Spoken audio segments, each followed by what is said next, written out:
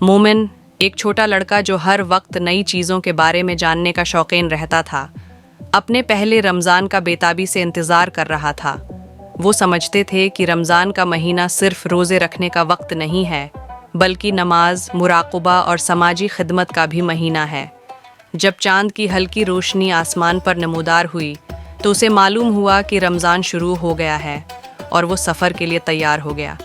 اس صبح جیسے ہی اذان ہوئی، مومن اور اس کے گھر والے اٹھے اور سحری کے لیے تیار ہو گئے۔ اس کی ماں نے اسے تازگی اور غذائیت سے بھرپور کھانے کی ایک پلیٹ دی تاکہ اسے دن بھر کے روزے کے سفر کے لیے توانائی ملے۔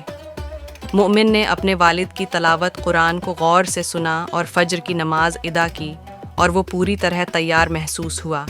جیسے ہی روزہ طلوع آفتاب کے ساتھ شروع ہوا، مومن نے بھی ایک الگ توانائی محسوس کی، لیکن جیسے جیسے دن چڑھتا گیا، بھوک اور پیاس اس کی برداشت کا امتحان لینے لگی۔ اسے اپنے والد کے الفاظ یاد آئے، صبر اور استقامت سب سے اہم ہے۔ ان الفاظ نے اسے پرسکون رہنے اور خود پر قابو پانے کی ترغیب دی۔ اس نے محسوس کیا کہ روزہ صرف کھانے پینے کے بارے میں نہیں ہے، بلکہ خود پر قابو پانے اور لگن کے بارے میں ہے۔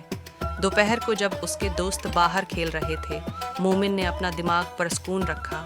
وہ اپنے آپ کو دعاؤں اور انبیاء کی الہامی کہانیوں کو پڑھنے میں مصروف رہا۔ اس نے اپنی ماں کی بھی مدد کی جو غریبوں کے لیے کھانا بنا رہی تھی۔ اس طرح اسے اپنی پاکیزگی اور خدمت کا احساس ہوا۔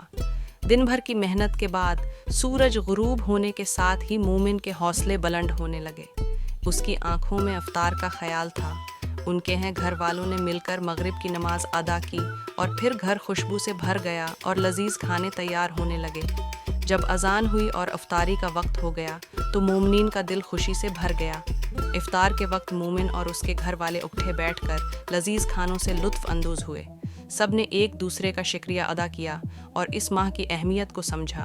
مومن نے اس دن جس سچے صبر اور لگن کا تجربہ کیا، وہ اسے ساری زندگی یاد رہے گا۔ اس نے سیکھا کہ روزہ صرف بھوک اور پیاس کو مسترد کرنے کا نہیں، بلکہ خود پر قابو، ایمان اور برداشت کا حقیقی امتحان ہے۔